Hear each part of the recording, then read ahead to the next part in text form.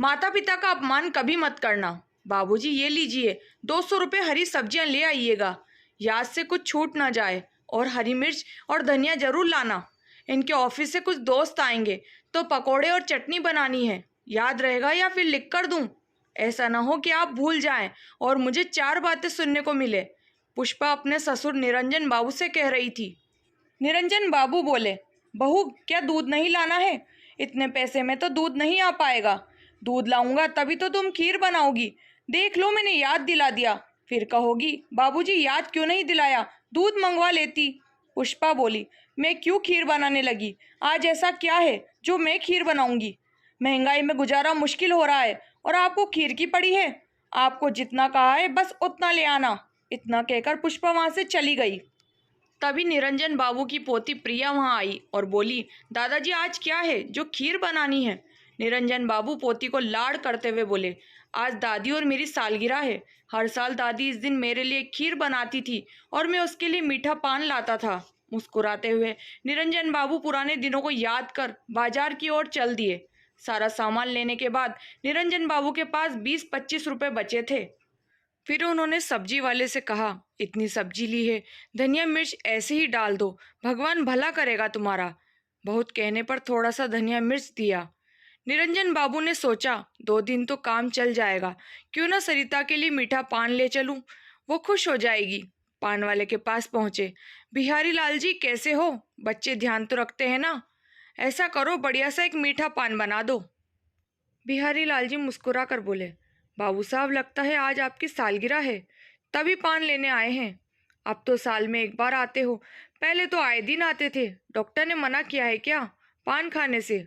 निरंजन बाबू मुस्कुरा कर बोले, नहीं डॉक्टर ने मना नहीं किया है। अब बुढ़ापे में क्या फिजूल खर्ची करूं? तुम बताओ कितने पैसे हुए? सबके लिए 50 रुपये, आपके लिए बस 35। महंगाई बढ़ गई है ना। निरंजन बाबू ने संकोच भरी नजरों से उसे देखा और अपने कुर्ते की जेब से 25 रुपये निकाले और बोले, अब क्या बताऊं तुम्हें, बहू ने तो इतने पैसे दिए थे, जब मैं सब्जी लेने गया सारी सब्जी उठा लाया तो सारे पैसे वहीं खत्म हो गए। अभी के लिए ये ले लो, अगली बार जब मिलूंगा तो 10 रुपये दे दूंगा। बिहारी लाल जी बोला, क्यों शर्मिंदा करते हो? आप सबकी वजह से ही अभी तक टिका हूँ। कितने एहसान हैं आपके मुझ पर, मैं भूला नहीं हूँ। जब किसी ने मदद नहीं की थी तो आपने 5,000 रुपये दिए थे, उससे मैंने दुकान खोली थी, अपने बच्चे को स्कूल भी भेज पाया था। आपने कभी पैसों के लिए दबाव नहीं बनाया। आप ये पैसे भी रखिए, मेरी तरफ से भाभी को पान खिला देना। निरंजन बाबू ने मुस्कुराकर उसके हाथ में 25 रुपये दिए और घर को आ गए। निरंजन बाबू को पसीना पसीना होते देख पत्नी ने कहा, अपने आंचल से उनका पसीना पूछते हुए बोली, इस उम्र में ये क्या काम करने की जरूरत है? पूरी जिंदगी में कभी सब्जी भाजी नहीं खरीदी, अब बुढ़ापे में क्या शोभा देता है? निरंजन बाबू बोले, अरे भाग्यवान पहले नौकरी करता था तो खाना हजम हो जाता था, फिर मेरे पेट में दर्द होगा और मैं तुम्हें ही परेशान करूंगा। सरिता जी बोली, पहले की बात अलग थी, मैं आपको आए दिन दूध मेवे खिलाती रहती थी, अब तो गिनकर रोटी मिलती है, खाते ही कितना हो जो पचाने की जरूरत लगे। निरंजन बाबू बोले, तुम वह सब छोड़ो, मेरे दुख सुख की साथी, मैं तुम्हारे लिए पान लाया हूँ, सालगिरह बहुत बहुत मुबारक हो। सरिता जी मुस्कुरा कर बोली, हर कोई भूल जाता है पर आप नहीं। ईश्वर आपके सभी दुख मुझे दे दे और मेरे सुख आपको दे दे। निरंजन बाबू बोले, ऐसा मत कहो सरिता, यही प्रार्थना मैं तुम्हारे लिए करता हूँ। मैं तो तुम्हें जीवन के सभी सुख देना चाहता था, पर क्या करूँ, बेबस हूँ। मैं जिनके लिए कभी अपनी जेब नहीं देखता था, आज उनके सामने हाथ फैलाना पड़ता है। खैर छोड़ो इन बातों को, मुंह मीठा करो। तभी उधर से पुष्पा की आवाज आई और बोली, बाबूजी मैंने आपको धनिया और मिर्च लाने को बोला था, ये क्या लाए आप? कहाँ गए वो पैसे जो मैंने दिए थे? अच्छा तो वो पैसे आपने माजी के पान में खर्च कर दिए। शर्म नहीं आई आपको इस उम्र में चोरी करते हुए? इसीलिए आप दूध लाने के लिए कह रहे थे, ताकि उसमें भी पैसे बचाकर कुछ और ला सके। छी छी, बच्चे देखेंगे तो क्या सोचेंगे और क्या सीखेंगे, कभी सोचा है आपने?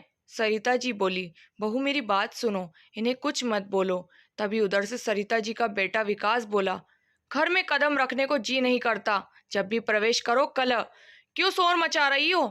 पुष्पा ने सारी बात बताई। विकास बोला, बाबूजी आपकी कमाई बंद हो चुकी है तो आप अपने पुराने शौक भूल जाइए। गिनकर जो रोटियां मिलती है चुपचाप से खाइए और शांति बनाए रखिए। इन सब के बीच प्रिया कुछ फूल और घास से गुलदस्ता बनाकर लाती है। बोली, दादा दादी हैप्पी एनिवर्सरी, आज तो घर में पार्टी होनी चाहिए। बेटा बहू दोनों हैरानी से अपनी बेटी को देखने लगे, पर ऐसे लोगों को शर्म कहाँ आती है। सरिता जी ने पोती को ढेरों आशीर्वाद दिया। निरंजन बाबू ने आशीर्वाद के साथ कहा, बेटा खूब तरक्की करो और कभी अपने माता पिता का अपमान मत करना, वरना जीवन भर जो तुम अच्छे कर्म करोगे वो सब मिट्टी में मिल जाएंगे। इतना कहकर उदास होकर अपने कमरे में चले गए। सरिता जी ने अपने आंसू पोंछते हुए बेटा बहू से बोली, बेटा उन्होंने तुम्हारे 25 रुपये खर्च नहीं, मेरी खुशी पर खर्च किए। हर साल मैं उन्हें खीर खिलाती थी, वो भी अब बनाना बंद कर दिया। जो आदमी अपने बच्चों के लिए अपनी थाली खाली कर देता था, आज वही हमारी रोटियां गिनते हैं। न जाने भगवान हमें क्या क्या दिखाएगा। ये सब देखने से पहले हमें उठा क्यों नहीं लेता।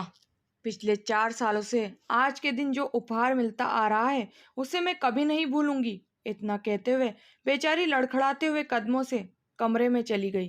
प्रिया रात को विकास और पुष्पा से बोली, मम्मी पापा आप जब बूढ़े हो जाएंगे क्या आप मेरे बिना एनिवर्सरी सेलिब्रेट करोगे? विकास बोला, ऐसा क्यों कह रही हो बेटा? प्रिया बोली, क्योंकि मैं आप लोगों की एनिवर्सरी सेलिब्रेट नहीं करूंगी। आपको रोटियां भी गिनकर दूंगी, जैसे मम्मी दादी और दादाजी को देती है। पुष्पा प्रिया के कान पकड़ते हुए बोली, बहुत दादी की चमची बनती है, चलो कमरे में फिर बताती हूँ। आज से तुम्हारा आइसक्रीम चॉकलेट सब बंद। दोबारा इस तरह की बात की तो कमरे में बंद कर दूंगी। पुष्पा फिर विकास से बोली, सुन रहे हो अपनी बेटी की बातें? ये सब तुम्हारे माँ बाप सिखाते हैं। रात के खाने में विकास की थाली में 2-3 सब्जी, दाल, रायता, सलाद। वहीं निरंजन बाबू और सरिता जी की थाली में एक सब्जी और थोड़ी सी दाल होती है। बेचारे दोनों दंपति चुपचाप खा लेते हैं और उठ जाते हैं। सबके सामने निरंजन बाबू अपने बेटे विकास से बोलते हैं, जो मैंने तुम्हें बैंक की पासबुक और घर के कागज दिए थे वो मुझे वापस दे दो। विकास ने आश्चर्य से देखा तो निरंजन बाबू ने कहा, बेटा मैं इतना भी असहाय नहीं हुआ हूँ कि अपने कागज न संभाल सकूं। विकास हक्का बक्का परेशान सा अलमारी से कागज निकाल कर लाकर बोला, बाबूजी आप ये अच्छा नहीं कर रहे हो। निरंजन बाबू बोले, हाँ मैं देख रहा हूँ 4 साल से तुम कैसे संभाल रहे हो और महसूस भी कर रहा हूँ। इतना कहकर वो अपने कमरे में चले गए। अगले दिन निरंजन बाबू नहा धोकर एक थैली में अपने कागज लेकर निकल रहे थे। विकास ने पूछा, कहाँ जा रहे हो? निरंजन बाबू बोले, बैंक जा रहा हूँ, कुछ पैसों की ज़रूरत है। विकास बोला, आपको क्या हो गया है? कल आपने पासबुक मांगी और घर के कागज, आज अचानक से पैसों की क्या ज़रूरत हो गई? बुढ़ापे में कोई शौक तो नहीं पाल लिए? इतनी ज़रूरत थी तो मुझसे मांग लेते। निरंजन बाबू बोले, भिखारी नहीं हूँ जो तुमसे पैसे मांगता रहूँगा। याद है तुम्हारी नौकरी से पहले, तुम्हारे मांगने से पहले मैं तुम्हारे हाथों में पैसे रख दिया करता था। तुम्हारे खाने की इच्छा होती तो तुम्हारी माँ अपनी सारी रोटी तुम्हें दे दिया करती थी। आज तुम मांगने के लिए कह रहे हो। मुझे पेंशन भले ही ना मिलता हो, पर मेरा रिटायरमेंट के बाद जो पैसा मिला है वो मेरा है। शाम को जब दफ्तर से लौट कर आओगे तो मुझे तुमसे ज़रूरी बात करनी है, भूल मत जाना। निरंजन बाबू बड़े आत्मविश्वास के साथ बाहर निकल गए। निरंजन बाबू शाम तक घर नहीं आए। सरिता जी को उनकी चिंता हो रही थी। शाम को 5 बजे निरंजन बाबू घर आए और सरिता जी के लिए साड़ी लेकर आए और दूध की थैली लेकर आए। सरिता जी, ये मैं कल नहीं ला पाया था, तुम्हारी सभी साड़ी पुरानी हो गई हैं। ये लो दूध और खीर बनाओ, जो तुमने कल नहीं बनाई। अब तुम्हें किसी की 4 बातें सुनने की ज़रूरत नहीं। सरिता जी बोली, बच्चों से गलती हो जाती है, माफ़ कर दीजिए, क्यों बात बढ़ा रहे हो? निरंजन बाबू बोले, बात तो हद से बढ़ चुकी है। शाम को तुम्हारे बेटे को घर आने दो, फिर बताता हूँ। अभी तो तुम मेरी वही पुरानी वाली खीर बनाओ जो तुम हर सालगिरह पर बनाती थी। शाम को जब विकास दफ्तर से आया, सोफे पर निरंजन बाबू पैर पर पैर रखे बैठे थे। बाबूजी, कोई ना कोई आता रहता है, आप अंदर जाकर बैठिए। निरंजन बाबू बोले, ये मेरा घर है, ये मेरा सोफा है। अब तुम मुझे बताओगे कहाँ बैठना है और कितना खाना है। पुष्पा बाहर आकर बोली, क्या बात है बाबूजी, 2 दिन से आपके रंग ढंग बदले हुए हैं। कुछ तो आपकी उम्र का लिहाज कीजिए।